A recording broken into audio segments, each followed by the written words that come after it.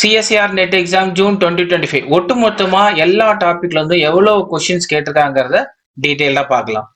நேத்திக்கு 28/7/2025 CSCR NET exam conduct பண்ணாங்க. அந்த எக்ஸாமோட கொஸ்டின் பேப்பர் அனாலிசிஸ் தான் நம்ம கம்ப்ளீட்டாக பார்க்க போகிறோம்.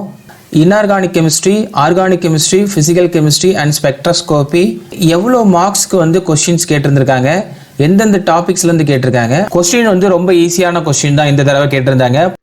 CSCR NET exam June 2025 exam நடக்கிறதுக்கு முன்னாடி 20 நாளைக்கு முன்னாடி பார்த்தீங்கன்னா இந்த வீடியோவை நம்ம சேனல்ல நான் அப்லோட் பண்ணியிருப்பேன். சிஎஸ்சிஆர் நெட் எக்ஸாமை ஷார்ட்கட்டாக எப்படி படிக்கிறது, கம்மியான டாபிக்ல அதிகமாக ஸ்கோர் பண்ணி ரேங்க் வாங்குற அளவுக்கு எவ்வளோ டாபிக் நம்ம படிக்கணும், எப்படி படிச்சா சப்ஜெக்ட் புரியும், இன்டர் ரிலேட்டட் டாபிக்னு கிட்டத்தட்ட 20 நாளைக்கு முன்னாடி இந்த வீடியோவை நான் அப்லோட் பண்ணியிருப்பேன். நேத்திக்கு சிஎஸ்சிஆர் நெட் எக்ஸாம் கண்டக்ட் பண்ணி முடிச்சிருக்கிறாங்க. இந்த ஷார்ட்கட் மெத்தட்ல இருந்து நீங்க படிச்சிருந்தீங்கன்னா உங்களால எவ்வளவு ஸ்கோர் பண்ணிருக்க முடியும் அப்படின்னு பாத்தீங்கன்னா, கெமிக்கல் பாண்டிங்ல இருந்து 4 மார்க்குக்கு கொஸ்டின் கேட்டிருந்தாங்க. அண்ட் கோஆர்டினேஷன் காம்பவுண்ட்ஸ்ல இருந்து 40 மார்க்ஸ், எஃப்லாக் எலமெண்ட்ஸ்ல இருந்து 6 மார்க்ஸ், இஎஸ்ஆர் ஸ்பெக்ட்ரோஸ்கோப்பில இருந்து 10 மார்க்ஸ். அப்ப இந்த 4 டாபிக்கை மட்டும் நீங்க படிச்சிருந்தாலே நீங்க வந்து 60 மார்க் ஸ்கோர் பண்ணிருக்க முடியும். எஸ்டி கேண்டிடேட் கண்டிப்பா சிஎஸ்சிஆர் நெட் குவாலிஃபை பண்ணிருக்க முடியும். ஏன்னா ST candidate cut off 55 above தான் இருக்கு. ஸோ அப்ப இந்த முதல் 4 டாபிக்கை படிச்சாலே உங்களால 60 மார்க் எடுத்திருக்க முடியும். அதுக்கு அடுத்தது ஆர்கனோமெட்டாலிக் காம்பவுண்ட்ஸ், இன்ஆர்கானிக்ல இன்னொரு சப்ஜெக்டை படிக்கிறதுனால உங்களால கண்டிப்பா இதுல 18 மார்க் கொஸ்டின் வந்திருக்கு. 78 மார்க்குக்கு பாத்தீங்கன்னா இந்த 5 டாபிக்ல படிச்சிருந்தாலே எஸ்சி கேண்டிடேட் கட் ஆஃப் வந்து ஜேஆர்எஃப் அவங்களுக்கு கண்டிப்பா கிடைச்சிருக்கும். இந்த முதல் 5 டாபிக்ல இருந்து மட்டுமே June CSIR NET exam 78 marks வந்து கேட்டிருந்திருக்காங்க. அதுக்கு அடுத்தது இது எல்லாமே இன்டர் ரிலேட்டடா இருக்கக்கூடிய டாபிக்கான atomic structure, group theory and solid state, chemical bonding, coordination, group theory இதெல்லாமே இன்டர் ரிலேட்டட் டாபிக் தான். பிசிக்கல் கெமிஸ்ட்ரி அடுத்தது படிக்க சொன்னேன். இன்ஆர்கானிக் கெமிஸ்ட்ரி அடிஷனலா ஒரு ஸ்பெக்ட்ரோஸ்கோபி, பிசிக்கல் கெமிஸ்ட்ரில இந்த ஒரு 3 டாபிக் மட்டும் படிக்க சொன்னேன். Atomic structure, group theory, solid state and polymer. இதுல அட்டாமிக் ஸ்ட்ரக்சர்ல இருந்து 10 மார்க்கும், குரூப் தியரில இருந்து 8 மார்க்கும், சாலிட் ஸ்டேட்ல 8 மார்க், பாலிமர்ல ஒரே ஒரு 4 மார்க் கொஸ்டின். இந்த பிசிக்கல் கெமிஸ்ட்ரில இந்த 4 டாபிக் படிச்சிருந்தீங்கன்னா 78 + 30 கிட்டத்தட்ட ஓபிசி கேண்டிடேட் 108 மார்க் எடுத்து இதுலயே உங்களால பாஸ் பண்ணிருக்க முடியும். இன்னும் ஹை ரேங்க் வாங்கியிருக்கணும் அப்படின்னா கண்டிப்பா ஆர்கானிக்கும் நான் எடுக்க சொல்லியிருக்கேன். Stereochemistry, conformational, aromaticity, pericyclic, reaction mechanism, reagents படிக்கிறதுக்கு இதெல்லாம் பேசிக் டாபிக். நீங்க ரியாக்ஷன் மெக்கானிசம் படிக்கணும்னாலும் இந்த முதல் 4 டாபிக் தெரிஞ்சிருக்கணும். இது எல்லாமே சின்ன சின்ன டாபிக் தான். ஸ்டீரியோ கெமிஸ்ட்ரி அண்ட் கன்ஃபர்மேஷன்ல 12 மார்க்கும், அரோமேட்டிசிட்டில 2 மார்க்கும், பெரிசைக்கிளிக் 6 மார்க்கும். இந்த 3-4 சின்ன டாபிக் படிச்சாலே உங்களால இதுல இருந்தும் ஒரு 20 மார்க் ஸ்கோர் பண்ணி 128 மார்க் எடுத்திருக்க முடியும்.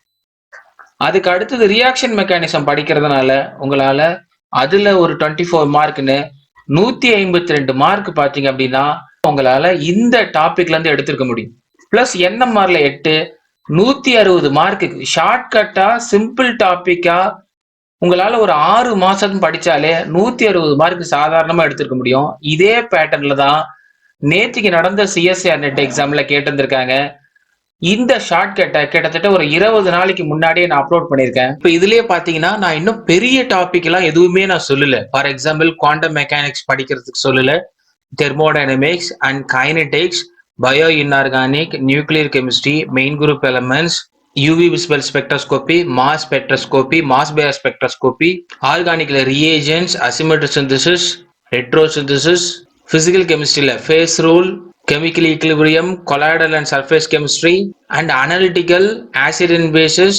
இந்த மாதிரி நிறைய பெரிய பெரிய டாபிக்ஸை பற்றியே நான் எதுவுமே சொல்லல. இருக்கிறதுலயே சிம்பிளா எந்த டாபிக் படிச்சா ஈஸியா புரியும், அதுல இருக்கக்கூடிய கொஸ்டினை ஈஸியா அட்டன் பண்ண முடியும், பெரிய பெரிய சாப்டர் படிக்காமலே நீங்க வந்து சிம்பிள் டாபிக்கை படிச்சே நீங்க குவாலிஃபை பண்ண முடியும் அண்ட் ஹை ரேங்க்கும் வாங்க முடியும். இப்போ next complete CSCR NET exam June 2025 ஒட்டுமொத்தமா எல்லா டாபிக்ல இருந்து எவ்வளவு கொஸ்டின்ஸ் கேட்டிருக்காங்கிறத டீட்டெயிலா பார்க்கலாம். Inorganic chemistry, organic chemistry, physical chemistry and spectroscopy எவ்வளோ மார்க்ஸ்க்கு வந்து கொஸ்டின்ஸ் கேட்டிருந்திருக்காங்க, எந்தெந்த டாபிக்ஸ்ல இருந்து கேட்டிருக்காங்க. கொஸ்டின் வந்து ரொம்ப ஈஸியான கொஸ்டின் தான் இந்த தடவை கேட்டிருந்தாங்க. போன தடவை 2024 ஜூன் அண்ட் டிசம்பரை விட பார்த்தீங்கன்னா இந்த தடவை ஏன்னா டியூரேஷன் ரொம்ப கம்மி, ஒரு 5 மாதம் தான் கொடுத்துருந்தாங்க. பிப்ரவரி மாதம் 28 to 2025 CSIR net exam, last CSIR net exam. அதுக்கு அடுத்தது ஜூலை 28. ஸோ கிட்டத்தட்ட ஒரு 5 மாதம் தான் டைம் இருந்திருக்கு. அதனால் கொஸ்டினை பார்த்தீங்க அப்படின்னா மேக்ஸிமம் ஆல்ரெடி நிறைய தடவை கேட்ட இயர் கொஷினும் ப்ளஸ் டெக்ஸ்ட் புக்கில் முக்கியமான டாப்பிக்கில் இருந்தெல்லாம் பார்த்தீங்கன்னா டைரெக்டாக புக்கில் என்ன இருந்திருக்கோ அதை கொஷின் அப்படியே கேட்டுருந்துருக்குறாங்க. கிட்டத்தட்ட ஸ்பெக்ட்ரோஸ்கோப்பியாக இருக்கட்டும், இன்ஆர்கானிக் அண்ட் ஃபிசிக்கல், ஆர்கானிக் மட்டும் பார்த்தீங்கன்னா கொஞ்சம் பேட்டர்னை மாற்றிருக்கிறாங்க. மற்றபடி பார்த்தீங்கன்னா எப்பவும் போல் கொஸ்டின் இந்த தடவை ஈஸியாக இருந்திருக்கு. கட் ஆஃப் கண்டிப்பாக இன்க்ரீஸ் ஆகும். ஸோ அதில் இன்ஆர்கானிக் கெமிஸ்ட்ரி பார்த்தீங்க அப்படின்னா first of all coordination compounds CSIR NET எக்ஸாம்லேயே பார்த்தீங்க அப்படின்னா 2011லேருந்து 2017 வரைக்கும் பார்த்தீங்கன்னா ஒரு பேட்டர்னை ஃபாலோ பண்ணிட்டு இருந்தாங்க. 2017க்கு அப்புறம் பார்த்தீங்கன்னா நம்பர் ஆஃப் கொஷினை ரெடியூஸ் பண்ணவும், ஸோ அதுக்கு அடுத்தது ஒரு பேட்டர்னை ஃபாலோ பண்ணாங்க. ரீசெண்டாக பார்த்தீங்கன்னா 4 to 5 இயர்ஸாக பார்த்தீங்கன்னா கோஆர்டினேஷன்லேருந்து 20 to 30 மார்க்ஸ் தான் கொஷின் கேட்டாங்க. ஃபர்ஸ்ட் டைம் பார்த்தீங்க அப்படின்னா கோஆர்டினேஷன் காம்பவுண்ட்ஸ்லேருந்து மட்டுமே கிட்டத்தட்ட 8 4 மார்க் கொஷின் ஒன்லி கோஆர்டினேஷன் காம்பவுண்ட்ஸ்லேருந்து அண்ட் 2 மார்க் கொஷின். ஆல்மோஸ்ட் பார்த்தீங்க அப்படின்னா 40 மார்க்குக்கு கோஆர்டினேஷன் காம்பவுண்ட்ஸ் மட்டுமே கேட்டிருந்திருக்காங்க. ஸோ அப்போ இன்ஆர்கானிக் சாப்டரில் நான் திரும்ப சொல்லிக்கிட்டு இருக்கேன். இன்ஆர்கானிக் சாப்டரில் 4 டாபிக்ஸ் நீங்கள் கட்டாயம் தெரிஞ்சிருக்கணும். அதில் முதல் டாபிக் பார்த்தீங்க அப்படின்னா கோஆர்டினேஷன் காம்பவுண்ட்ஸ் கட்டாயம் நீங்கள் படிச்சிருக்கணும். அதில் ஸ்ட்ரக்சரல் ஆஸ்பெக்ட்ஸில் நிறையா நம்ம படிக்கிறதுனால நீங்கள் கெமிக்கல் பாண்டிங்கும் படிச்சிருந்தீங்கன்னா உங்களுக்கு கோஆர்டினேஷன் படிக்கிறதுக்கு யூஸ்ஃபுல்லாக இருக்கும். அண்ட் பிகினர்ஸ் முதல்ல கோஆர்டினேஷன் காம்பவுண்ட்ஸ் படிக்கிறதுக்கு முன்னாடி நீங்கள் கெமிக்கல் பாண்டிங்கை டீட்டெயிலாக படிச்சிங்கன்னா அந்த பேசிக் நாலேஜ் உங்களுக்கு கோஆர்டினேஷன் படிக்கிறதுக்கு யூஸ்ஃபுல்லாக இருக்கும். And coordination compounds, chemical bonding, ESIR spectroscopy இது எல்லாமே இன்டர் ரிலேட்டடான டாபிக். அப்போ இந்த 3 டாப்பிக்கை நீங்கள் படித்தாலே உங்களுக்கு மேக்ஸிமம் இதில் அபோவ் 50 கிராஸ் பண்ணியிருக்க முடியும். ஆர்கனோமெட்டாலிக் காம்பவுண்ட்ஸ் கிட்டத்தட்ட 80 மார்க்ஸ் பார்த்தீங்கன்னா கேட்டிருக்காங்க. 4 மார்க் கொஷின், ஒரு 2 மார்க் கொஷின். இது 4மே பார்த்தீங்கன்னா டைரக்ட் கொஷின் தான். மெட்டல் பாண்டு கண்டுபிடிக்கிற மாதிரி ரொம்ப சிம்பிளான கொஷின் தான் கேட்டிருந்தாங்க ஓஎம்சிலையும். கோஆர்டினேஷன் காம்பவுண்ட்ஸ்லேருந்து கூட பார்த்தீங்கன்னா இந்த தடவை நம்பர் ஆஃப் கொஷின்ஸ் அதிகமாக இருந்தாலும் நிறைய மேக்னடிசம் யூனிட்டை ஃபோக்கஸ் பண்ணியிருக்கிறாங்க. புக்கில் என்ன எக்ஸாம்பிள் இருந்திருக்கோ புக்கை நீங்கள் ஒரு தடவை ரீட் பண்ணியிருந்தாலே உங்களால் அத்தனை கொஷினையும் அட்டன் பண்ணியிருக்க முடியும். டேர்மல் சிம்பிள் ரிலேட்டடாக கொஷின்ஸ் கேட்டிருந்தாங்க, ஐசோமெரிசம் ரிலேட்டடாக கொஷின்ஸ் கேட்டிருந்தாங்க. புக்கில் என்ன இருந்திருக்கோ அத்தனையுமே இன்ஆர்கானிக்கில் கோஆர்டினேஷனில் இந்த 40 மார்க்ஸுக்கு பார்த்தீங்கன்னா ஆல்மோஸ்ட் நீங்கள் எல்லா கொஷினையும் அட்டன் பண்ணலாம். கோஆர்டினேஷனை பொறுத்த வரைக்கும் டிஃபிகல்ட் கொஷினை எதுவுமே கேட்டது கிடையாது. நீங்கள் இதில் டி பிளாக்கும் இன்க்ளூட் பண்ணிக்கணும். டி பிளாக் ஏன்னா டிரான்சிஷன் மெட்டல், கோஆர்டினேஷன் காம்பவுண்ட்ஸோட மேஜர் யூஸே டி பிளாக்கு டிரான்சிஷன் மெட்டல் தான். ஸோ டி பிளாக்னு தனியாக படிக்காமல் கோஆர்டினேஷன் காம்பவுண்ட்ஸில் படிக்கும்போது அதில் இருக்கக்கூடிய சின்ன சின்ன விஷயங்களும் நம்ம டீட்டெயிலாக தெரிஞ்சுக்கிட்டிங்கன்னா 40 மார்க் உங்களால் கட்டாயம் இதில் வாங்கியிருக்க முடியும். அண்ட் எப்போவுமே இந்த கெமிக்கல் பாண்டிங்லேருந்து கொஷின் கம்மியாக வந்தாலும் அது ஒரு பேஸ் ஸ்ட்ரக்சரல் ஆஸ்பெக்ட்ஸில் அது உங்களுக்கு கண்டிப்பாக யூஸ்ஃபுல்லாக இருக்கும். ரெண்டாவது நீங்கள் குரூப் தெரியும் படிக்கிறீங்கன்னா இந்த கெமிக்கல் பாண்டிங்கை கண்டிப்பாக படிச்சிருக்கணும். So chemical bonding, coordination compounds and f block elements, ESIR spectroscopy and group theory இந்த 5 டாப்பிக்குமே பார்த்தீங்கன்னா கொஞ்சம் இன்டர் ரிலேட்டடான டாபிக் தான். அப்போ இந்த 5 டாப்பிக்கு நீங்கள் படிக்கும்போது உங்களால் மேக்ஸிமம் இதுலேயே உங்களால் 60 மார்க்குக்கு மேலே கட்டாயம் எடுத்திருக்க முடியும். ஏன்னா எல்லாமே சிம்பிளாக தான் கேட்டிருந்துருக்காங்க. குரூப் தியரியில் கேட்ட கொஷின் கூட பார்த்தீங்க அப்படின்னா ஆல்ரெடி ப்ரீவியஸ் இயரில் கேட்ட ammonia related C3V point group base பண்ணி மட்டும்தான் 2 4 மார்க் கொஷின்ஸ் கேட்டிருந்துருக்காங்க. அதுக்கு அடுத்தது எஃப்லாக்கில் 2 கொஷின்ஸ் கேட்டிருந்தாங்க, ஒரு 4 மார்க்கும் ஒரு 2 மார்க்கும். கரெக்ட் ஸ்டேட்மெண்ட் ரிலேட்டடாக ஒன்று லாந்தனைட்ஸ் ஒன்று ஆக்டினைட்ஸ்லேருந்து. ஆர்கனோமெட்டாலிக்லையும் சிம்பிளாக தான் கேட்டிருக்காங்க. இப்போ ஒரு எஸ்டி கேண்டிடேட்டுக்கு பார்த்தீங்க அப்படின்னா எப்போவுமே இது வரைக்கும் லாஸ்ட் 5 இயர் கட் ஆஃபில் 55க்கு அபோவ் எடுத்திருந்தீங்கன்னா நீங்கள் குவாலிஃபைடுன்னு இருக்குது. அப்போ இந்த 55ங்கிறது நீங்கள் coordination compounds and f block elements, chemical bonding இந்த 3 சாப்டரே உங்களுக்கு 50 மார்க் வந்துடுது. இஎஸ்ஐஆர் ஸ்பெக்ட்ரோஸ்கோபி மட்டும் எக்ஸ்ட்ரா 10 மார்க்ஸுக்கு பார்த்தீங்கன்னா கொஷின்ஸ் கேட்டிருந்தாங்க. 3 கொஷின். இஎஸ்ஐஆர் ஸ்பெக்ட்ரோஸ்கோப்பியும் பார்த்தீங்கன்னா இண்டியம் பேஸ் பண்ணி கேட்ட கொஷின் பார்த்தீங்கன்னா ஆல்ரெடி கேட்டில் கேட்ட அந்த கான்செப்டை பேஸ் பண்ண அதே கொஷின். அண்ட் எப்போவுமே படிச்சுட்டு இருக்க நிறைய எக்ஸாம்பிளில் one of the most example manganese and copper, அதை நிறையா தடவை படிச்சிருக்கோம். அந்த 2 கொஷினும் திரும்ப கேட்டிருந்தாங்க. அப்போ இஎஸ்ஐஆரை சாதாரணமாக அட்டன் பண்ணியிருக்கலாம். அப்போ coordination compounds, f block elements, chemical bonding, ESIR spectroscopy. இந்த 4 டாபிக் நீங்கள் அட்டன் பண்ணியிருந்தாலே 60 மார்க் சாலிடாக வாங்கியிருக்கலாம். அப்போ இந்த 4 டாப்பிக்கை படிச்சுட்டு போயிட்டு நீங்கள் ஏன்னா எல்லாமே டிஃபிகல்ட் கொஷினே கிடையாது, எல்லாமே டைரக்ட் சிம்பிள் கொஷின் தான். என்ன நம்ம கிளாஸில் நடத்திருக்கிறோமோ அதை அப்படியே நம்ம வந்து கொஷினாக கேட்டிருக்காங்க. நிறைய கொஷின் அதுலேருந்து வந்திருக்கு. அதுக்கு அடுத்தது அப்போ எஸ்சி கேண்டிடேட் பார்த்தீங்கன்னா இப்போ கட் ஆஃப் கொஞ்சம் கொஞ்சமாக இன்க்ரீஸ் ஆகிட்டே வருது. ஸோ அப்போ அவங்க 65லேருந்து 70 அபோவ் எடுத்திருந்தால் தான் குவாலிஃபை பண்ண முடியும். அப்போ அவங்க கூட கொஞ்சம் இன்ஆர்கானிக்லேயே சூஸ் பண்ணிங்கன்னா உங்களுக்கு அந்த ஹோல் கனெக்டிவிட்டி சாப்டரில் இருக்கும். ஏன்னா சம்டைம் ஆர்கனோமெட்டாலிக்லேயும் கொஷின்ஸ் இன்க்ரீஸ் பண்ணுவாங்க. அப்போ ஆர்கனோமெட்டாலிக் படிச்சிங்கன்னா 60 ப்ளஸ் இந்த ஆர்கனோமெட்டாலிக்கில் ஒரு 18 மார்க்குக்கு கேட்டிருக்காங்க. 4 மார்க் கொஷின், ஒரு 2 மார்க் கொஷின். 2 மார்க் கொஷினில் ரொம்ப டைரக்ட், வெறும் கால்குலேஷன் ஆஃப் மெட்டல் பாண்டு தான். ரிமைனிங் எல்லா OMC கொஷினும் பார்த்தீங்கன்னா புக்கில் இருக்கிற ரியாக்ஷன் அண்ட் ஸ்டெபிலிட்டி பேஸில் கேட்ட கொஷின் தான். இந்த 18 மார்க்கோட சேர்த்திங்கன்னா 60 + 18 78 மார்க். Coordination compounds, organometallic compounds, f block and chemical bonding, அதுக்கு அடுத்தது ESIR ஸ்பெக்ட்ரோஸ்கோபியோட உங்களுக்கு 78 மார்க் வந்து. இப்போ குரூப் தியரியை நீங்கள் சேர்த்தீங்க அப்படின்னா இதுலேயே உங்களுக்கு 86 மார்க், அபோவ் 85 சாலிடாக எடுத்துருக்கலாம். அதுக்கு அடுத்தது நான் ஷார்ட்கட்டில் சொல்லியிருப்பேன். போன வீடியோவில் பார்த்தீங்கன்னா CSIR NET எக்ஸாம் எந்தெந்த யூனிட்லாம் ஷார்ட்கட்டில் வச்சு படிக்கணும், இன்டர் ரிலேட்டட் டாபிக்ஸில் அட்டாமிக் ஸ்ட்ரக்சர் நான் சொல்லியிருப்பேன். அதில் நீங்கள் அட்டாமிக் ஸ்ட்ரக்சருக்கும் பார்த்தீங்கன்னா 10 மார்க்குக்கு கொஷின்ஸ் கேட்டிருக்காங்க. அட்டாமிக் ஸ்ட்ரக்சர் அப்போ 86 மார்க் நீங்கள் இந்த சின்ன சின்ன டாப்பிக்லேருந்தே வாங்கியிருந்துருக்கலாம். அட்டாமிக் ஸ்ட்ரக்சரும் படிச்சிருந்தீங்கன்னா ப்ளஸ் 10 மார்க், 96 மார்க்கு. சாலிட் ஸ்டேட்டும் படிச்சிட்டிங்க அப்படின்னா, ஏன்னா சாலிட் ஸ்டேட் வந்து உங்களுக்கு CSIR ஆஸ்பெக்ட்ஸில் அது ஃபிசிக்கல் கெமிஸ்ட்ரி சிலபஸாக இருந்தாலும் இன்ஆர்கானிக்லேயும் படிப்போம், ஃபிசிக்கல்லையும் படிப்போம். ஸோ அப்போ சாலிட் ஸ்டேட்டும் படிங்க. 104 மார்க் எடுத்து OBC கேண்டிடேட் வெறும் இந்த ஒரு 7-8 டாப்பிக்லேயே பார்த்தீங்கன்னா நீங்கள் 100 அபோவ் எடுத்து JRF குவாலிஃபை பண்ணியிருக்கலாம் ஃபார் OBC கேண்டிடேட். ஆர்கானிக்கை நீங்கள் டச் பண்ணாமலேயே inorganic and spectroscopy and physical chemistry, இன்ஆர்கானிக்கில் ஒரு 4 டாப்பிக்கும், ஃபிசிக்கல் கெமிஸ்ட்ரியில் 3 டாப்பிக்கும், ஸ்பெக்ட்ரோஸ்கோப்பியில் பார்த்தீங்கன்னா இது வரைக்கும் நான் ஒரே டாபிக் தான் சொல்லியிருக்கேன். ஆனால் எப்பவுமே NMR இல்லாமல் கொஷின் பேப்பர் வராது. ஸோ NMRம் படிச்சிட்டிங்கன்னா அடுத்தது மெயின் குரூப் எலமெண்ட்ஸில் பார்த்தீங்கன்னா 8 மார்க்ஸ் கேட்டுருங்க. எப்போவுமே ஆவரேஜாக பார்த்தீங்கன்னா மெயின் குரூப் எலமெண்ட்ஸ்லேருந்து ஸோ 24க்கு முன்னாடி வரைக்கும் கொஞ்சம் ஸ்கோர் இன்க்ரீஸ் பண்ணாங்க. அதுக்கப்புறம் கேட் எக்ஸாமில் தான் மெயின் குரூப் எலமெண்ட்ஸ் அதிகமாக ஃபோக்கஸ் பண்ணுவாங்க.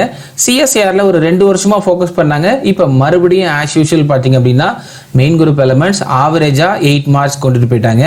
நியூக்ளியர் கெமிஸ்ட்ரிலேருந்து எப்போவுமே CSIRல 6 மார்க் இல்லைன்னா அதிகபட்சமே 8 மார்க் தான். இதுக்கு முன்னாடி வரைக்கும் எல்லா CSIRலையும் ஒரு 4 மார்க் கொஷின், ஒரு 2 மார்க் கொஷின், இல்லைன்னா ஒரே ஒரு 4 மார்க் கொஷின், இல்லைன்னா 2 4 மார்க் கொஷின், இதுதான் பேட்டர்னாக இருந்தது. பட் ஆனால் இந்த தடவை ஒரே ஒரு 2 மார்க் கொஷின் மட்டும் கேட்டாங்க. அந்த கொஷினும் போன தடவை கேட்ட மாதிரி ஜஸ்ட் அந்த டைப்ஸ் ஆஃப் ரியாக்ஷன் படிச்சிருந்தீங்கனாலே, பேசிக் தெரிஞ்சாலே உங்களால் அந்த கொஷினை அட்டன் பண்ணியிருக்க முடியும். அதுக்கு அடுத்தது பார்த்தீங்கன்னா bio inorganic and natural product ரெண்டுமே இன்டர் ரிலேட்டடாக கொடுத்துருந்தாங்க. நான் ரெண்டையும் தனித்தனியாக நான் கொடுத்துருக்குறேன். ஸோ பயோ இன்ஆர்கானிக்கில் 8 மார்க்ஸ், அது ஆவரேஜ் தான். அதுக்கப்புறம் அனலிட்டிக்கலில் பார்த்தீங்க அப்படின்னா ஒரே ஒரு கொஷின்ஸ் மட்டும் வந்து கேட்டிருந்திருக்காங்க. இன்ஆர்கானிக்கை பொறுத்த வரைக்கும் நீங்கள் இந்த main group elements, nuclear chemistry, bio inorganic, analytical இதெல்லாம் சின்ன சின்ன டாப்பிக்கு, தனியாக படிக்க வேண்டிய டாப்பிக்கு. ஸோ அப்போ இதுக்கு நீங்கள் நிறைய டைம் ஸ்பெண்ட் பண்ணுங்கள். பட் ஆனால் முதல்ல ஒரு CSIRக்கு படிக்கிறவங்க மினிமம் ஸ்கோர் கொஞ்சம் கொஞ்சமாக இன்க்ரீஸ் பண்ணணும்னு நினைக்கிறவங்க கட்டாயம் நீங்கள் படிச்சுட்டு போயிருக்கக்கூடிய டாபிக் இந்த முதல் 4 டாபிக். கெமிக்கல் பாண்டிங்லேருந்து ஸ்டார்ட் பண்ணுங்கள். கெமிக்கல் பாண்டிங், அதுக்கு அடுத்தது கோஆர்டினேஷன் காம்பவுண்ட்ஸ், அதுக்கு அடுத்தது எப்லாக் எலமெண்ட்ஸ் அண்ட் ஆர்கனோமெட்டாலிக் காம்பவுண்ட்ஸ். இந்த முதல் 4 டாப்பிக்கை மட்டும் நீங்கள் படிச்சிருந்தீங்கன்னா இதில் உங்களுக்கு மார்க் படி நான் அரேஞ்ச்மெண்ட்ஸ் கொடுத்துருப்பேன். ஆனால் படிக்கிற ஆர்டர் வேறு. முதல்ல கெமிக்கல் பாண்டிங் படிங்க, அடுத்தது கோஆர்டினேஷன் காம்பவுண்ட்ஸ், அதுக்கு அடுத்தது எப்லாக், ESIR ஸ்பெக்ட்ரோஸ்கோப்பியும் சேர்த்துங்க. அப்போ chemical bonding, coordination, f block and ESIR இதை மட்டும் நான் போன தடவை ஸ்டடி பிளான்லேயே சொன்னேன். 1 மந்த்துக்கு முன்னாடியே நான் ஒரு வீடியோ அப்லோட் பண்ணியிருப்பேன். அந்த ஸ்டடி பிளான்லேயே சொல்லியிருப்பேன், இதை மட்டும் படித்தாலே உங்களால் 50-60 மார்க்குக்கு மேலே ஸ்கோர் பண்ணியிருக்க முடியும்னு. இது மட்டும் இந்த 4 டாப்பிக்கு நீங்கள் படிச்சிருந்தாலே உங்களால் 60 மார்க் வாங்கியிருக்க முடியும். கோஆர்டினேஷன் 40, எப்லாக் 6, கெமிக்கல் பாண்டிங் 4, ESIRல 10 மார்க் கேட்டிருந்திருக்காங்க.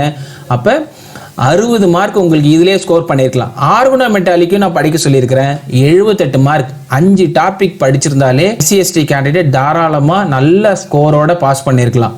அதுக்கு அடுத்தது இதோட கனெக்டிவிட்டியில் இருக்கக்கூடிய atomic structure, group theory, solid state, inorganic ரிலேட்டடாக இருக்கக்கூடிய இந்த 3 டாப்பிக்கும் படிச்சிருந்தாலே ஸோ அட்டாமிக் ஸ்ட்ரக்சரில் 10 மார்க்கும், சாலிட் ஸ்டேட்டில் 8 மார்க்கும், குரூப் தியரியில் 8 மார்க்கும், 26 மார்க் நீங்கள் ஸ்கோர் பண்ணியிருக்கலாம். அப்போ 78 + 26 ஆல்மோஸ்ட் 104 ரேஞ்சுக்கு நீங்கள் ஸ்கோர் பண்ணியிருக்கலாம். ஸோ அதுக்கு அடுத்து ஸ்பெக்ட்ரோஸ்கோப்பியில் பார்த்தீங்க அப்படின்னா என்எம்ஆர் ஸ்பெக்ட்ரோஸ்கோப்பி, சிஎஸ்சிஆர் நெட் எக்ஸாமில் என்எம்ஆர் நீங்கள் இஎஸ்சிஆரில் இந்த தடவை கொஸ்டின் அதிகம் கேட்டிருக்காங்க.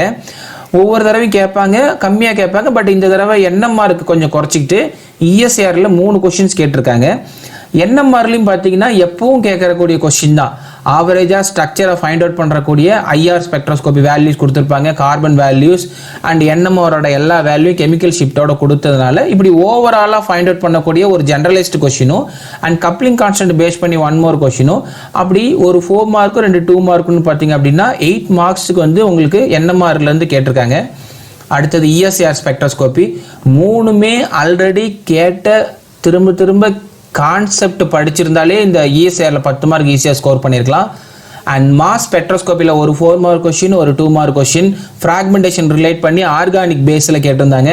And rotational Raman problem base பண்ண ஒரு கொஸ்டின். ஸ்பெக்ட்ரோஸ்கோப்பிலேருந்து மட்டுமே 28 மார்க்கு கொஸ்டின்ஸ் கேட்டிருந்தாங்க. அதில் நான் கம்பல்சரியாக 3 ஸ்பெக்ட்ரம் படிச்சுட்டு போங்கன்னு சொல்லியிருக்கிறேன். 3 ஸ்பெக்ட்ரம் படிக்காமல் சிஎஸ்ஐ நெட் எக்ஸாம் போகவே கூடாது. 1 என்எம்ஆர், 2 இஎஸ்ஐஆர், 3 ஐஆர். இந்த 3 டாப்பிக்கு கம்பல்சரி. சில நேரங்களில் தான் மைக்ரோவேவ் கேட்டுட்டு இருக்காங்க. ஸோ அதை அடிஷ்னலாக படித்து வைங்க. அது பெரிய டாபிக் கிடையாது. ஃபிசிக்கல் கெமிஸ்ட்ரி படிக்கிறவங்க மைக்ரோவேவ் படிங்க, ரொம்ப ஈஸியான டாபிக் தான். அதுக்கு அடுத்தது ஃபிசிக்கல் கெமிஸ்ட்ரியில் பார்த்தீங்கன்னா குவாண்டம் மெக்கானிக்ஸ் எப்பவுமே ஃபிசிக்கல் கெமிஸ்ட்ரி குவாண்டம் படிக்கிறதுக்கு முன்னாடி நீங்கள் அட்டாமிக் ஸ்ட்ரக்சர் நல்லா தரவாக படிங்க. எப்படி கெமிக்கல் பாண்டிங் நல்லா படிச்சிங்கன்னா உங்களுக்கு கோஆர்டினேஷனில் ஹெல்ப் பண்ணுமோ அந்த மாதிரி ஃபிசிக்கல் கெமிஸ்ட்ரின்னு இப்போ தான் ஃப்ரெஷ்ஷாக ஸ்டார்ட் பண்ண போகிறீங்க அப்படின்னா கைனடிக்ஸ் இதுக்கும் சம்மந்தம் கிடையாது, எலக்ட்ரோ கெமிஸ்ட்ரிக்கும் சம்மந்தம் கிடையாது. பட் ஆனால் ஒரு ஸ்டார்டிங் பாயிண்ட்னு சொல்லும்போது அட்டாமிக் ஸ்ட்ரக்சர்லேருந்து ஸ்டார்ட் பண்ணுங்கள். ரொம்ப சிம்பிளாக தான் இருக்கும். அந்த மாதிரி சின்ன கான்செப்டாக நிறைய இருக்கும். நிறைய கொஷின்ஸ் பார்த்தீங்கன்னா டேரெக்டாக கேட்டிருந்தாங்க. போன வாரம் பார்த்தீங்கன்னா ஒரு ஷார்ட்ஸ் ஒன்று நான் போட்டிருந்தேன். அதில் சிமெட்ரி வேவ் ஃபங்க்ஷன்ஸு, அந்த வேவ் ஃபங்க்ஷன் ரிலேட்டடாக ட்ரிபிளட் ஸ்டேட்டுக்கு ஒரு கொஷின்ஸ் அப்படியே கேட்டிருந்திருக்காங்க. அதுக்கு அடுத்தது ஆர்பிட்டால் ஓவர்லாப் யூஸ் பண்ணியும் இந்த மாதிரி நிறைய கான்செப்ட் பேஸில் தான் அட்டாமிக் ஸ்ட்ரக்சரோடைய கொஷின்ஸ் வரும். இது உங்களுக்கு இன்ஆர்கானிக் படிக்கிறதுக்கு யூஸ்ஃபுல்லாக இருக்கும். அட்டாமிக் ஸ்ட்ரக்சர் படிங்க. அதுக்கு அடுத்தது குவாண்டம் மெக்கானிக்ஸில் பார்த்தீங்க அப்படின்னா எல்லாமே 1 டைமென்ஷனல் பாக்ஸஸ் கொஷின்ஸ் கேட்டிருந்திருக்காங்க. அண்ட் ஆப்ரேட்டர், வேவ் ஃபங்க்ஷன், இது 3 தவிர வேறு எந்த கொஷினும் வரல. 1 டைமென்ஷனல் பாக்ஸ் கொஷின் எல்லாமே புக்கில் இருந்த கொஷின். அந்த புக்கில் இருந்த கொஷினும் ஆல்ரெடி ப்ரீவியஸ் இயரில் கேட்ட நார்மலைஸ்டு வேவ் ஃபங்க்ஷன் யூஸ் பண்ணி டைரக்டான கொஷின் தான் கேட்டாங்களே தவிர எதுவுமே காம்ப்ளிகேட்டட் கிடையாது. அதுக்கு அடுத்தது பார்த்தீங்கன்னா குரூப் தியரியில் கேட்ட 2 4 மார்க் கொஷினும் C3வை பேஸ் பண்ணி அமோனியா பேஸ் பண்ண கொஷின் தான் உங்களுக்கு கேட்டிருந்திருக்காங்க. ஸோ இந்த எலக்ட்ரோ கெமிஸ்ட்ரி வந்து பார்த்தீங்கன்னா 8 or 10 மார்க்ஸ் அண்ட் சாலிட் ஸ்டேட்டில் பார்த்தீங்க அப்படின்னா 8 மார்க்ஸ் கேட்டிருந்திருக்காங்க. கிட்டத்தட்ட ஒரு 3 கொஷின்ஸ் பார்த்தீங்கன்னா ஒரு 4 மார்க் கொஷினும் 2 2 மார்க் கொஷினும் கம்ப்ளீட்டாக சாலிட் ஸ்டேட் ரிலேட்டடாக வந்து கேட்டிருக்காங்க. அதுக்கு அடுத்தது தெர்மோடைனமிக்ஸ் 6 மார்க்ஸ், கிவ் ஃப்ரீ எனர்ஜி யூஸ் பண்ணி கேட்டிருக்காங்க. கைனடிக்ஸ்லையும் பார்த்தீங்க அப்படின்னா 10 மார்க். எல்லாமே பார்த்தீங்கன்னா rate of reactions related question தான் கேட்டிருக்காங்க. கொலாய்ட்ஸ் அண்ட் சர்ஃபேஸில் பார்த்தீங்க அப்படின்னா 6 மார்க்ஸ் அண்ட் பாலிமரில் ஒரே ஒரு கொஸ்டின் தான் கேட்டிருக்காங்க. எப்போவுமே பாலிமரில் 6 மார்க் இல்லைன்னா 8 மார்க், ஒரு 4 மார்க், ஒரு 2 மார்க், இல்லைன்னா 2 4 மார்க். பட் இந்த தடவை ஒரே ஒரு 4 மார்க் மட்டும், அது ப்ராப்ளம் மட்டும் கேட்டிருக்காங்க. அடுத்தது ஃபேஸ் சிஸ்டம் ஒரு 4 மார்க். ஸ்டாட்டிஸ்டிக்கல் மெக்கானிசத்தில் பார்த்தீங்க அப்படின்னா நெக்ஸ்ட் ஆர்கானிக் கெமிஸ்ட்ரி எப்பவும் இல்லாமல் இந்த தடவை பார்த்தீங்கன்னா கொஞ்சம் பேட்டர்னை மாற்றிருக்காங்க. இது வரைக்கும் ஒரே பேட்டர்னை ஃபாலோ பண்ணிட்டு இருந்தாங்க. ஃபர்ஸ்ட் டைம் பார்த்தீங்க அப்படின்னா பேட்டர்னை மாற்றிருக்காங்க.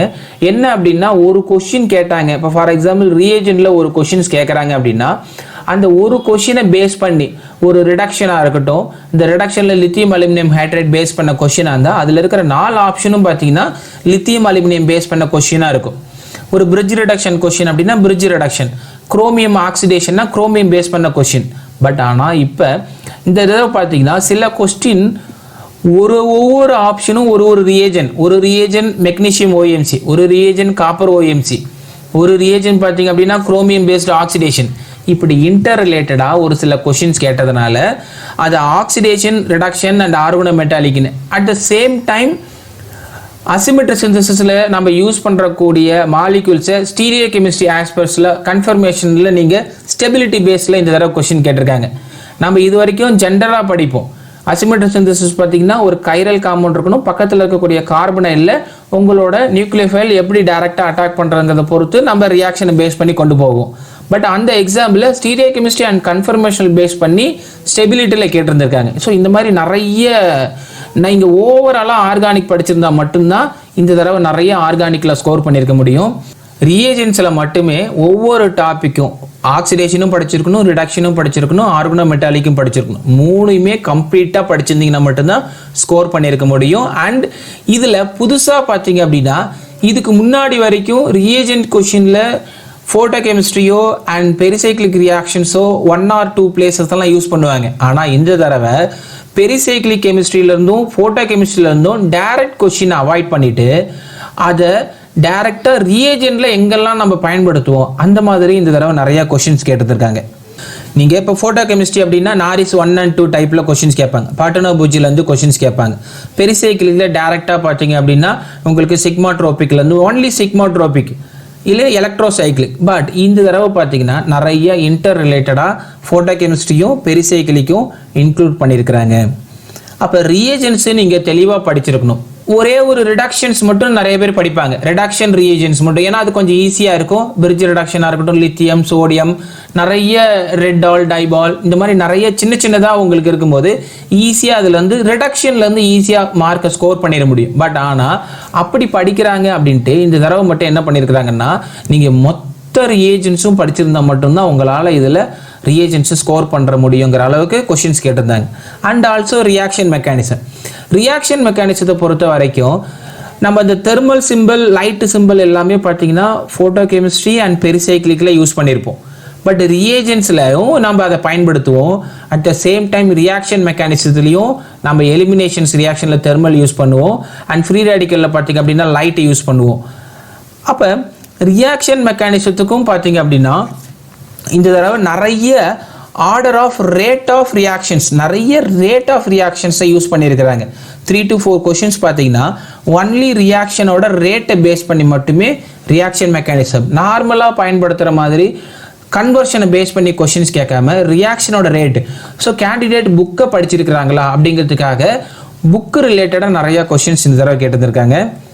அதுக்கு அடுத்தது பெரிசைக்ளிக் ரியாக்ஷன்ஸ் பார்த்தீங்க அப்படின்னா மற்ற இடத்துல பயன்படுத்தி இருந்தாலும் டைரெக்டாக பார்த்தீங்க அப்படின்னா உங்களுக்கு ஒரு 4 மார்க்கும் ஒரு 2 மார்க்கும் அண்டர் தெர்மல் கண்டிஷனில் கொடுத்துருந்துருக்காங்க.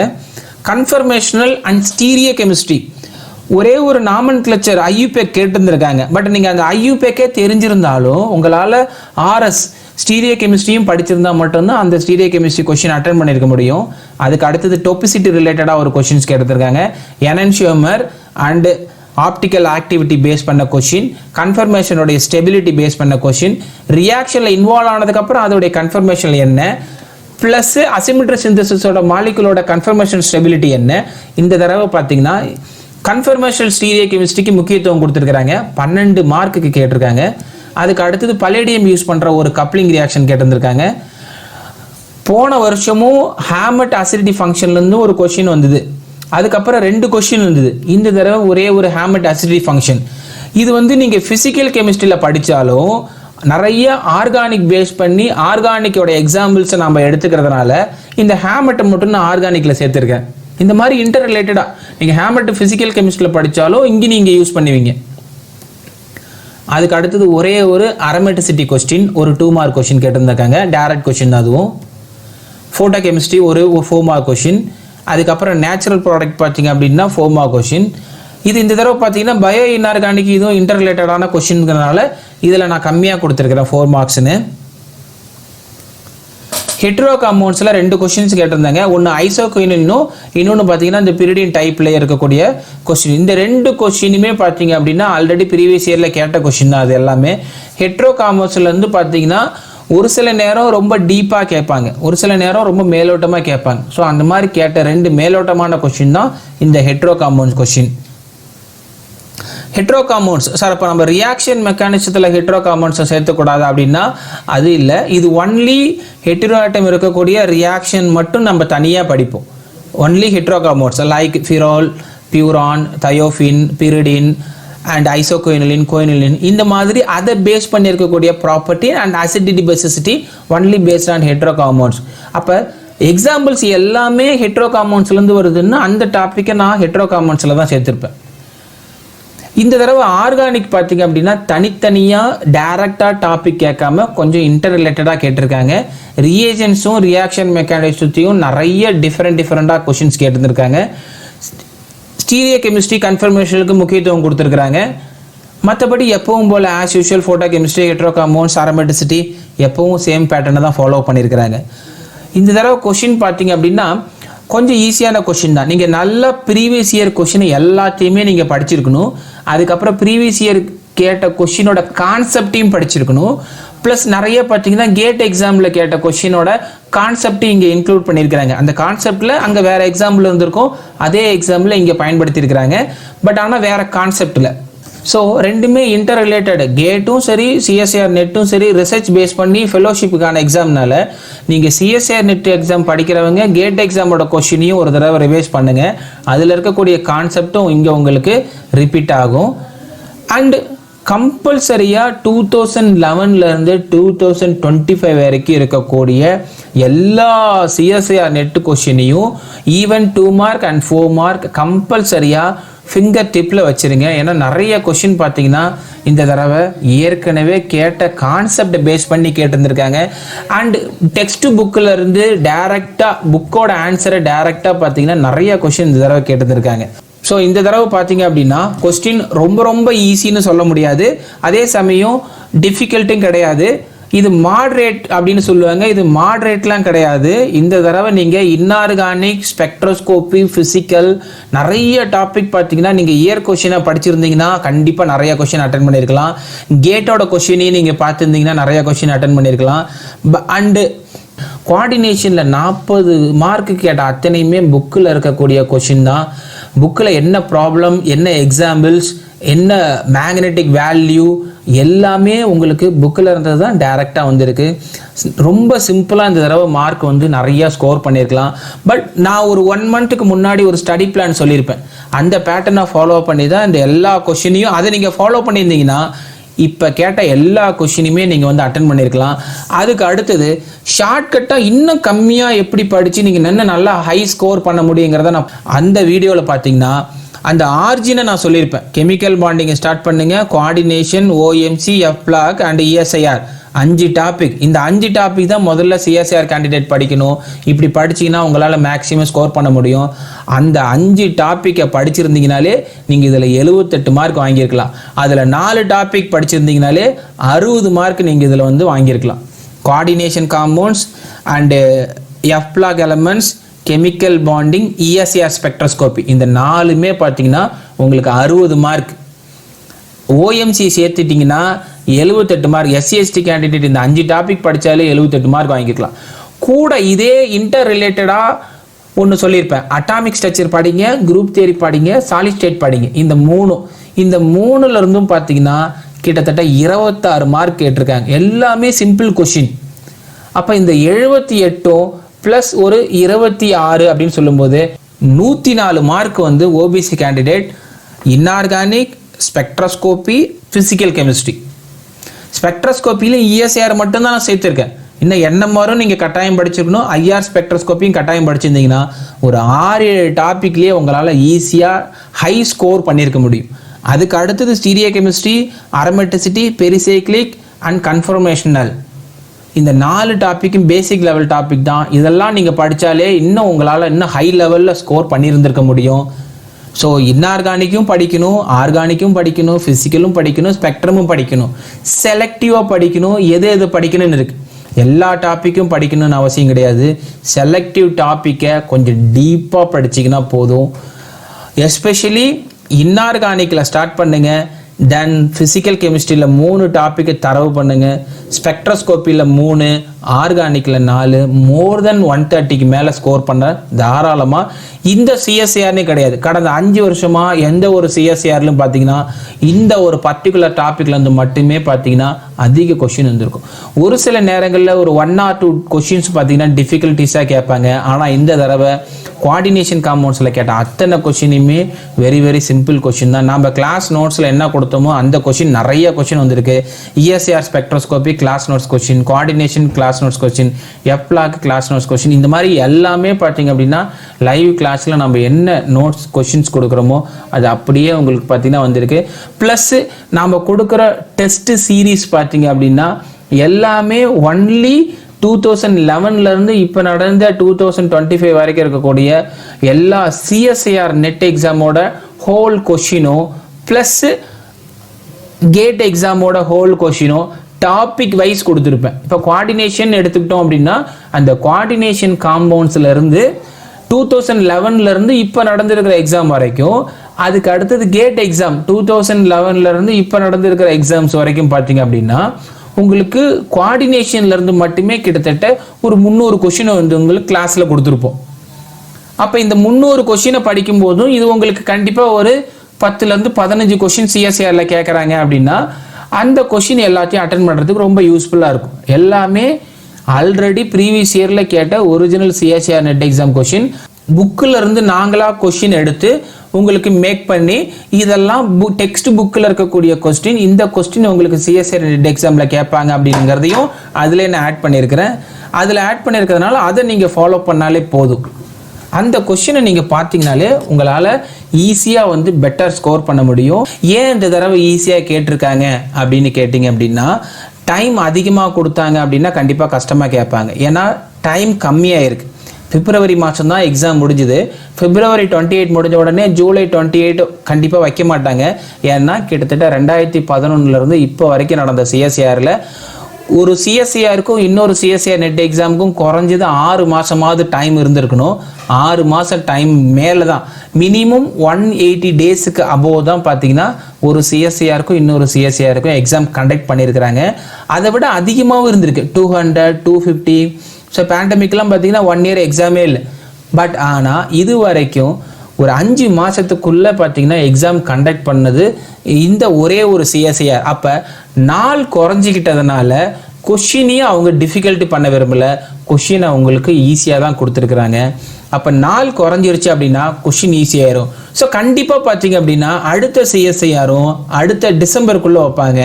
டிசம்பர் 28 அப்படி இல்லை அப்படின்னா ஜனவரி 1st வீக்கில் வைக்க வாய்ப்பு இருக்குது. ஏன்னா அந்த ஜூன் டிசம்பர் அந்த பீரியட் ஆஃப் டைமுக்குள்ளே வரணும், எக்ஸாம் கண்டக்ட் பண்ணணும் அப்படிங்கிறதுக்காக மேபி அதனால தான் இந்த ஜூலையே எக்ஸாம் வச்சு முடிச்சிருக்கிறாங்க.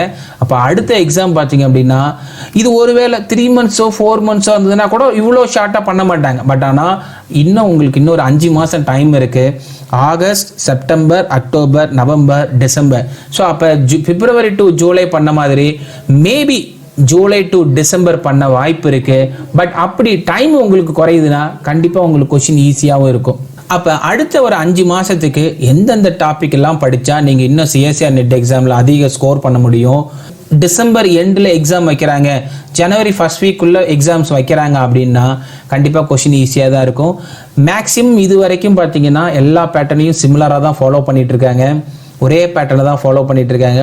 ஒவ்வொரு தடவையும் ஏதாவது ஒரு சின்ன சின்ன வேரியேஷன் தான் இருக்குமே தவிர வேற எதுவுமே கிடையாது. For example chemolithotrophic bacteria. So இது வந்து பார்த்தீங்கன்னா ஒரு மைக்ரோபயாலஜி பயோகெமிஸ்ட்ரி ரிலேட்டடான டாப்பிக்காக இருந்தாலும் ஜென்ரலாக நம்ம கெமிஸ்ட்ரி ஆஸ்பிரன்ஸ் அதை நம்ம படிச்சிருக்க மாட்டோம். ஆனாலும் அதிலிருந்து நம்ம வந்து படித்து சில விஷயங்கள் தெரிஞ்சுக்குவோம். அப்படி இன்டர் ரிலேட்டடாக இருக்கக்கூடிய சில டாபிக் அதுலேருந்து எடுத்துக்கிறோம். அதுக்கு அடுத்தது இன்ஆர்கானிக்கில் கூட பார்த்தீங்கன்னா பேரி சூடோ ரொட்டேஷன்ஸ், இந்த ட்ரைகோனல் பை பிரமிடல் ஜாமெண்ட்ரி எப்படி இன்டர் கன்வர்ஷன் ஆகுது, ஸ்கொயர் பிரமிடலுங்கிறது. ஸோ இந்த மாதிரி கொஞ்சம் அட்வான்ஸ்டு கான்செப்ட் ரிலேட்டடாகவும் உங்களுக்கு சிஎஸ்ஐஆர் நெட் எக்ஸாமில் எப்பவுமே ஒரு 2 கொஷின் அந்த கான்செப்டோட டைட்டில் தெரிஞ்சு பேசிக் தெரிஞ்சிருந்தால் கூட போதும். ஸோ சிஎஸ்ஐஆர் நெட் எக்ஸாமுக்கு எப்படி படிக்கிறதுங்கிற வீடியோவை நான் ஆல்ரெடி அப்லோட் பண்ணியிருக்கிறேன். அந்த வீடியோவோட லிங்க்கை நான் இந்த டிஸ்கிரிப்ஷனில் கொடுக்குறேன். So coming December 2025 CSIR NET எக்ஸாமில் நியூ பேட்ச் பார்த்தீங்க அப்படின்னா பேட்ச் 2 வந்து ஆகஸ்ட் 1 ஸ்டார்ட் ஆகுது. ஸோ ஆகஸ்ட் ஃபஸ்ட்டுக்குள்ளே பார்த்தீங்கன்னா உங்களுக்கு கெமிக்கல் பாண்டிங் கிளாஸஸ் மட்டும் கம்ப்ளீட் பண்ணியிருப்போம். ஸோ அந்த கெமிக்கல் பாண்டிங் கம்ப்ளீட் பண்ணிட்டீங்கன்னா ஆகஸ்ட் ஃபர்ஸ்ட்லேருந்து கோஆர்டினேஷன் கெமிஸ்ட்ரி கிளாஸஸ் உங்களுக்கு கனெக்ட் ஆகும், லைவ் கிளாஸ் கனெக்ட் ஆகும். Coordination chemistry live class connect ஆகும், daily evening live class. So உங்களுக்கு அந்த கெமிக்கல் பாண்டிங் மிஸ் பண்ணவங்க, chemical bonding classes பார்க்கணுங்கிறவங்க demo classes பார்த்தீங்க அப்படின்னா சீனிவாசன் கெமிஸ்ட்ரின்னு ஆப் ப்ளே ஸ்டோரில் அவைலபிளாக இருக்குது. ஆப்போட லிங்க்கையும் நான் அந்த டிஸ்கிரிப்ஷனில் கொடுக்குறேன். ஸோ அதை டவுன்லோட் பண்ணிங்கன்னா உங்களுக்கு அந்த கெமிக்கல் பாண்டிங் கிளாஸஸ் கனெக்ட் ஆகும். அதை கம்ப்ளீட் பண்ணிட்டீங்கன்னா உங்களுக்கு கோஆர்டினேஷன்லேருந்து லைவ் கிளாஸஸ் போகும் up to December CSIR NET batch. அதோட கண்டினியூஷனாகவே பார்த்தீங்கன்னா உங்களுக்கு கேட் எக்ஸாமுக்கும் கிளாஸஸ் கண்டக்ட் பண்ணுறோம். அதுக்கப்புறம் தொடர்ந்து உங்களுக்கு கேட்டுக்கும் கிளாஸஸ் போகும். அதுக்கப்புறம் த்ரூ டு 1 இயருக்கு பார்த்தீங்கன்னா உங்களுக்கு ஹோல் டெஸ்ட் பேட்ச் கனெக்ட் ஆகும். இந்த பேட்சில் நீங்கள் சேரணும் அப்படின்னா உங்களோட நேம், பிளேஸ், ஜாப், கம்யூனிட்டி இந்த 4 டீட்டெயில்ஸும் பார்த்தீங்க அப்படின்னா 9944414130 இந்த நம்பருக்கு வாட்ஸ்அப் பண்ணுங்கள். உங்களுக்கான பிடிஎஃப் மெட்டீரியல் சில டாபிக்ஸுக்கு கொடுப்போம், மற்றதெல்லாம் லைவ் கிளாஸ் நோட்ஸ் தான். இது எல்லாமே பார்த்தீங்கன்னா உங்களுக்கு ஆப்பில் உங்களுக்கு நாங்கள் சென்ட் பண்ணிடுவோம். லைவ் கிளாஸஸ் பார்த்தீங்கன்னா உங்களுக்கு டெய்லி ஈவினிங் 8 to 10 PM நடக்கும். டோட்டலாக பார்த்தீங்கன்னா 60 டெஸ்ட் கண்டக்ட் பண்ணுவோம். அந்த 60 டெஸ்ட்டும் பார்த்தீங்க அப்படின்னா உங்களுக்கு டெய்லி பேசிஸில் இருக்கும். ஸோ ஸ்டார்டிங் பார்த்தீங்கன்னா உங்களுக்கு வீக்லி பேசிஸ் டெஸ்ட் இருக்கும். அதுக்கு அடுத்தது உங்களுக்கு வீக்லி ட்வைஸ் டெஸ்ட் இருக்கும். அதுக்கு அடுத்தது வீக்லி த்ரைஸ் டெஸ்ட் இருக்கும். அதுக்கப்புறம் ஒரு 6 மாதம் லைவ் கிளாஸ் முடிஞ்சதுக்கப்புறம் உங்களுக்கு டெய்லி பேசிஸில் டெஸ்ட்டு மட்டுமே கண்டக்ட் ஆகும். So course detail, fees detail தெரிஞ்சுக்கணும் அப்படின்னா மறக்காமல் 9944414130 இந்த நம்பருக்கு வாட்ஸ்அப் பண்ணுங்கள். மறக்காமல் சிஎஸ்சிஆர் நெட் எக்ஸாம் ப்ரிப்பேர் பண்ணுற உங்களோட கெமிஸ்ட்ரி ஃப்ரெண்ட்ஸுக்கு இந்த வீடியோவை ஃபார்வர்ட் பண்ணுங்கள். Thank you sir, thank you very much.